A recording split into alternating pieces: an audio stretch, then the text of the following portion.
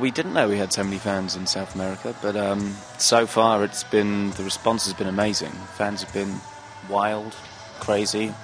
They're all hanging out outside the hotel right now, you know, so it's not something we see all the time when we go to a new city, you know, because that's a pretty strange sight, I suppose. But the gigs have been brilliant. We've just done, what have we done? We did a couple in Mexico, one in Colombia, one in Buenos Aires so far. And it's all been amazing, you know. I guess now the time is right, you know, to come. But it's great. Yeah, we'll definitely be coming back here in the future, and we're already talking about when we can. Hopefully next year. That's the plan, you know. It'd be nice to come back down here in the summertime and do some things outdoors, you know, rather than shows inside.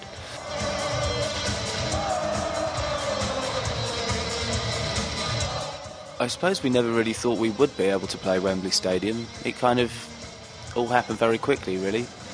We weren't particularly planning it for a very long time. From the point that we decided we could play, I think it was 6 months until the gig actually happened. But the actual decision of playing there, it was all like, it all came up real quickly. I think we knew we wanted to do something big outdoors at that time. In London, somewhere in London, but we didn't know where, and we didn't know that Wembley was going to be ready because it was still getting built, you know. But it was amazing. I mean, to get the opportunity to play there was unbelievable, and the first show sold out in like half an hour or something, which blew our minds, you know. I mean, that's crazy. So, but we thought, you know, we got to go for it, and it definitely felt like a real step up for the band to suddenly take it into like your own stadium show that isn't a festival.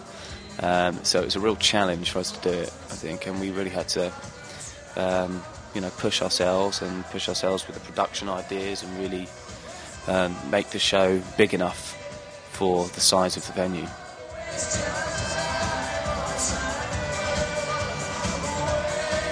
I think we all get quite nervous, you see, so we just try and like be relaxed and focus. It's quite calm in the dressing room before we go on stage. We don't do like the band like huddle round, you know.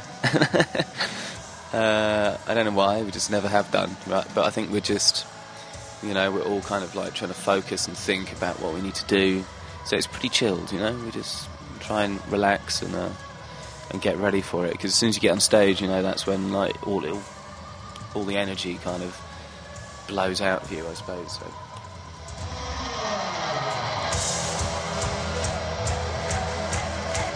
We approach every album with an idea of thinking that we need to find some new musical ground. That's always the case, I think. I suppose what's on it, I can't remember. There we go. You know. Yeah, Supermassive Black Hole, I suppose, was quite an experimental track for our band at this time, you know. So there's always, you know, little, within every album there's little doors that could go into completely different directions. So, I mean, we might try and do things like that again, you know, or, you know, a similar kind of route. But during the process, you end up discovering new ideas and new sounds that you've never touched on before. We're only just starting to think about new ideas now with the band, so I think, you know, it's coming, you know, but it takes time to really kind of make sure you feel like you're in a different area than this album, you know, because we have to evolve and have to move forward. The main thing is we're starting right now, so we've already done like a few new songs, you know, and it sounds good.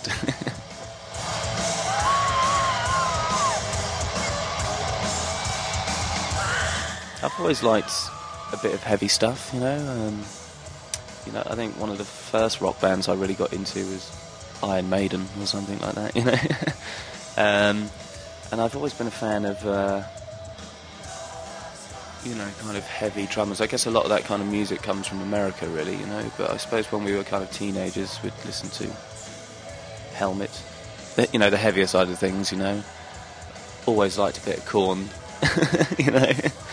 And Deftones and that kind of thing, you know. You know, Chris is like really, it's like a machine when he plays the bass, you know. It's like very solid, you know, and that's good for me, you know. It's good to play with that. And Matt, you know, has a great, an amazing music ability, but kind of mixes it with like quite a lot of chaos and unpredictability, which I like, you know. You know, just enjoying playing with those two people, you know. It's a privilege. Oh, to Chile.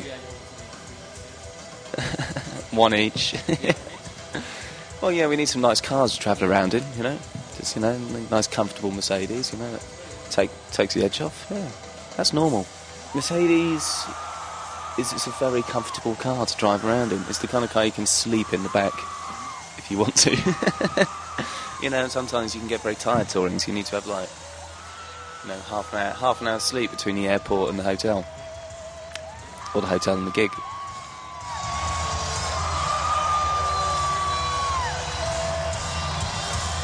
We've always had the same kind of excitement about the music, about music in general, and also about the music we make, that is a very powerful thing that holds you together, and it makes you realise that, you know, that's why you got together in the first place, and that's kind of your purpose in some ways, you know. Nothing's ever been that bad that we've felt we've needed to split up. You know, the music's always way more important than... We've never really had any serious musical differences. I think bands say that when they split up, but really it's just an easy way of saying we hate each other. Musical differences, bollocks, do you know what I mean? Hi, this is Dominic from Muse, and you're watching Whoa.